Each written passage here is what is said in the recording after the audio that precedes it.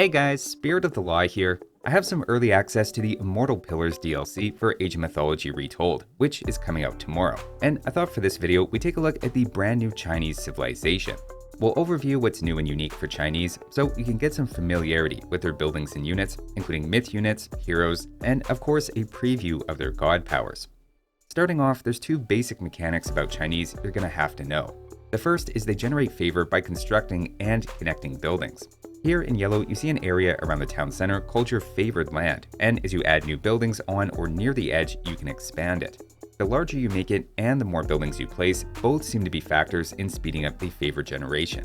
Note that each new town center starts with its own favored land to build out from, so you don't have to connect all of your town centers or anything like that, but trying to keep buildings connected while covering as much land as possible seems to be the best approach. Overall, you'll find you just generate favor without really going out of your way to do it. The other new thing to get used to is the Kuafus, which is an alternative to your villagers or peasants as a superpowered giant version. They collect wood and gold nearly 4 times faster, collect food about twice as fast, and build about 3 times faster than usual. I personally love the gigantic versions of resources they carry as well, especially the massive steak they pull out of everything from deer to chickens. The downside is definitely their cost. Where a regular peasant costs 40 food, these cost 50 food, 100 gold, and maybe most importantly, 17 favor, as well as take up 3 population. So there are some notable trade-offs.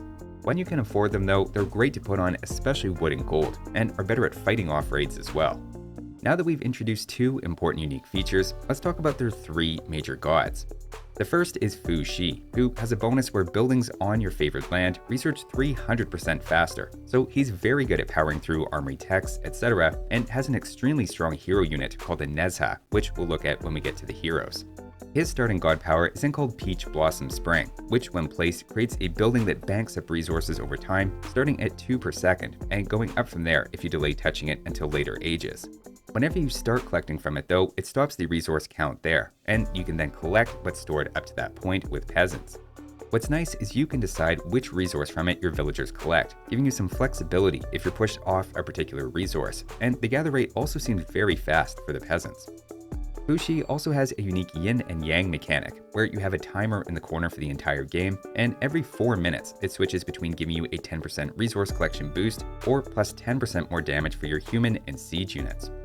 The second major god, Nuwa, is my favorite so far, and her main benefit is buildings placed within favored land automatically build themselves as if they were being constructed by one builder, so you can also add more villagers or Kuafus to speed things up.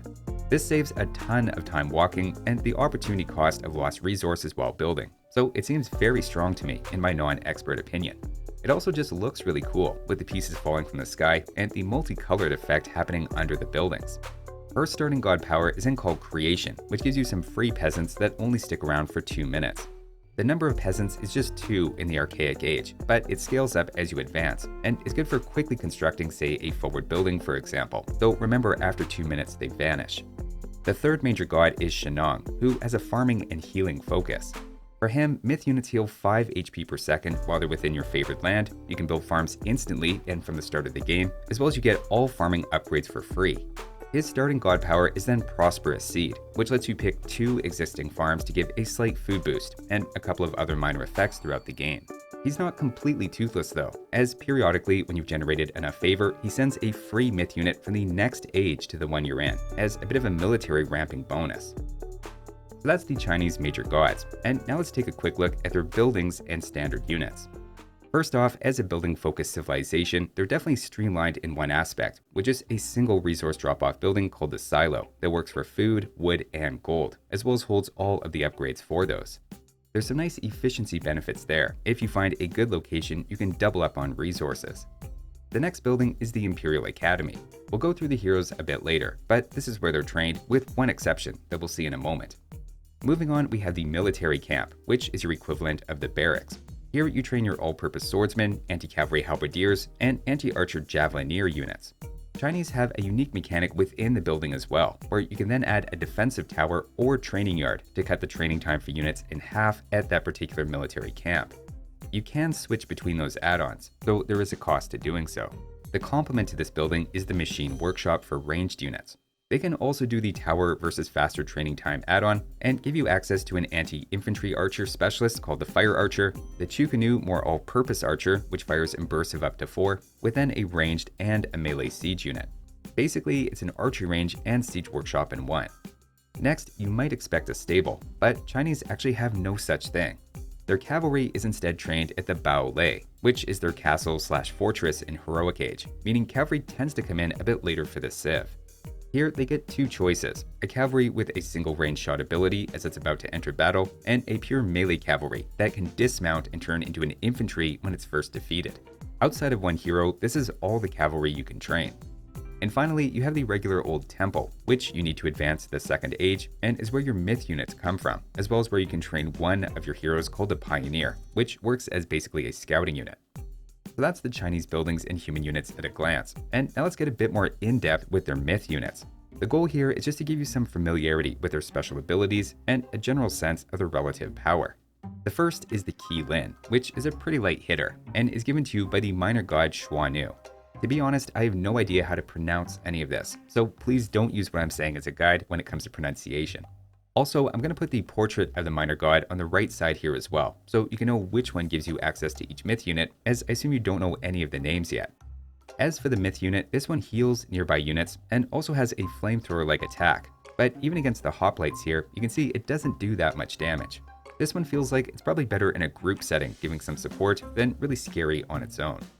Next up is Yazi, who looks pretty cool and holds a sword in his mouth, for which I've unofficially given him the nickname Sabretooth.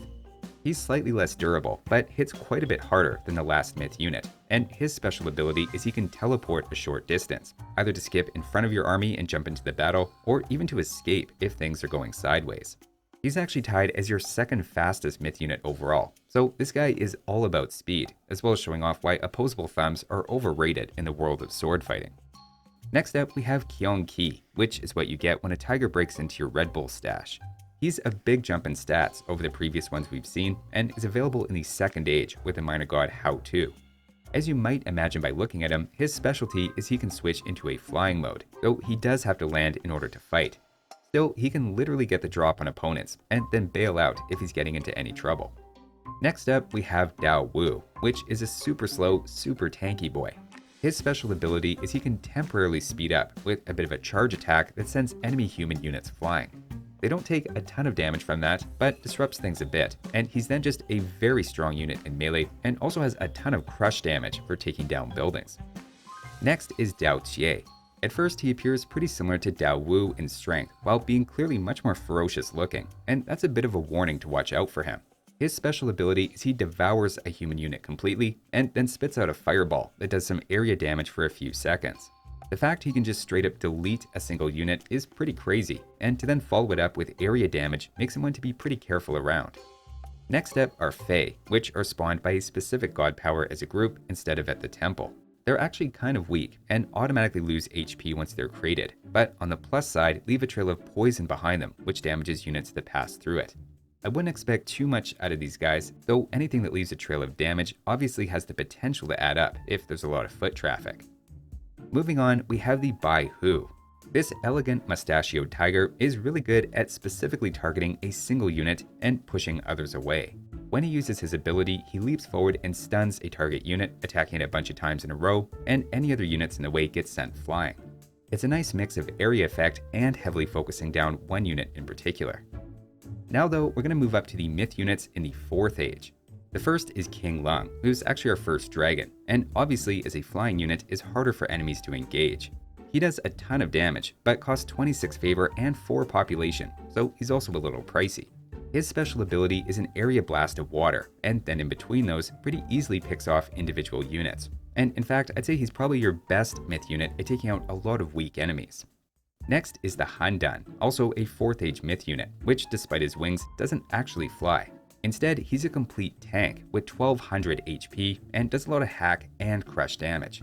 Its special ability is to cause units to run away in terror, and then it also spits out a purple cone that banishes units into the Shadow Realm for a few seconds until they come back, presumably with a slightly different outlook on life, assuming they survive the battle. And finally, you have the Juqie, or however you say it, which is your Firebird, though notably is not a phoenix. Again, it's very expensive and takes up 4 pop space, but has 2 special abilities. First, it pumps up the armor of nearby friendly units at the start of the fight, and then shoots fireballs that do a bit of residual area damage to enemies who touch it.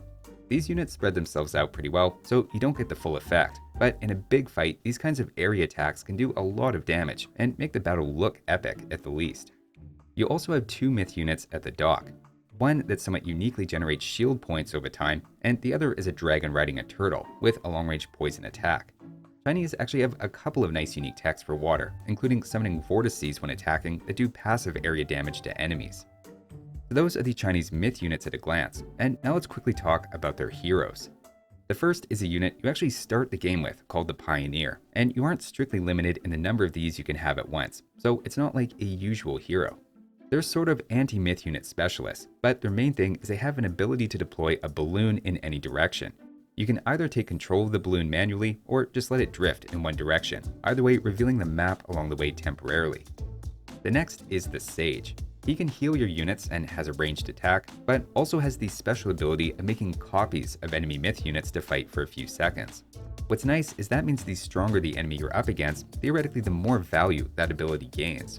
That said, he's still an old man, not an amazing fighter, and if he really gets into it with a myth unit, he's probably going to lose. Next is an odd one unique to the Fu Shi major god called Nezha. He comes in 3 forms, increasing in strength as you go through the ages, and gains a ranged attack in the 3rd age, but really pops off in the 4th. The final form leaves a trail of fire behind it that damages enemies, and automatically fire rings at enemies as well, while also just being an insanely good fighter against any myth unit in general. Next is Yang Jian. He's just a generally solid melee hero with the unique ability to shoot a quote companion, which just looks like a beam of light with a dragon head. That steals some HP from a target and returns it to him, healing him slightly, and after that is just well-rounded in melee, with a 7 times damage multiplier against myth units. Next is Li Jing, who looks a bit unassuming at first, but has 2 crazy good abilities.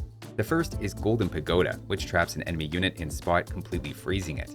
The other is he fires 5 ranged projectiles at once, which makes him very strong against groups of units far away, or when units come up close, they just take all 5 to the face. So he gives them the advantages of range, area attack, and focus damage, depending on how close something is. The final hero is Wen Zhang, who costs a whopping 700 resources and 8 favor, making him a very expensive hero. His description doesn't mention it, but like the Sage, he can create a copy of whatever he's fighting, along with stunning it and having area damage. He can also pull out a bow specifically to target anything flying, making him actually pretty versatile. So that's your myth and hero unit roster when playing Chinese.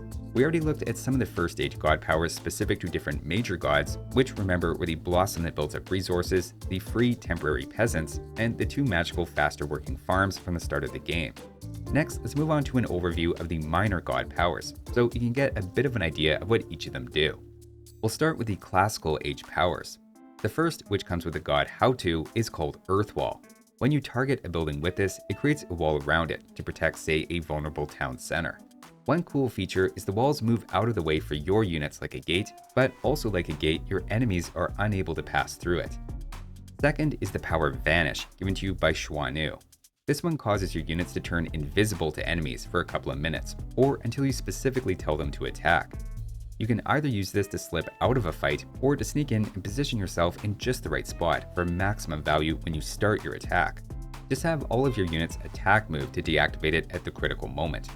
The third classical age option is lightning weapons from the minor god Qi Yu. This gives your human soldiers and ships a temporary stun effect on their attacks, so enemies momentarily stop fighting, making it your classic battle-turning god power in the early game to swing momentum. All in all, it kind of feels like Chinese have some fairly tame classical age powers, if I'm being honest, and the more exciting ones definitely come later. Moving on to the heroic age powers, the first one we've kind of touched on, which is the Fei Beasts, which you get when you pick the minor god Rashao. They spawn as a pack and have a short lifespan, but spread infection as they move. Any units passing through the green infected areas take damage, making it decent at raiding high traffic areas, especially against someone distracted by a fight elsewhere on the map. Second is the minor god Nuba's power Drought. This covers the ground temporarily in dried out cracked terrain and makes buildings it touches much weaker, while also being unable to construct or repair on it.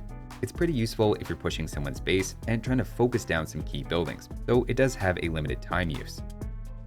Third is Gao Mang's ability Forest Protection, which surrounds one of your buildings with plants that periodically wrap enemies in vines, while also healing your own units in that area. This lasts as long as the enchanted building stays up, so is more or less permanent, unlike the other two Heroic Age powers we've seen, and is also the only one that's really defensively oriented. Next, onto the Mythic Age, you have three powerful options. The first is the minor god Gong Gong, who gives you Great Flood. You pick a start point and direction, and it basically flattens every building and tree in its path, sweeping up enemy units along for the ride, though without damaging them too much. It's your classic base clearing tier 4 god power, with I'd say some surprising range. If floods aren't your thing, Surong instead gives you Blazing Prairie, which does mostly the same thing, but with fire rain from the sky. It's a bit smaller area than Great Flood, but does more damage to enemy units, and amazingly it seems your own units are completely unaffected, and presumably equipped with fire tunics ahead of time. And last is Huang Di's god power called Yinglong's Wrath, which summons a rain and lightning dragon. He attacks with lightning bolts that naturally deal area damage. Honestly, he's not as amazing in combat as you might think, but is still pretty tough, and theoretically can be summoned multiple times, though after the first one it's 350 favor to do it again.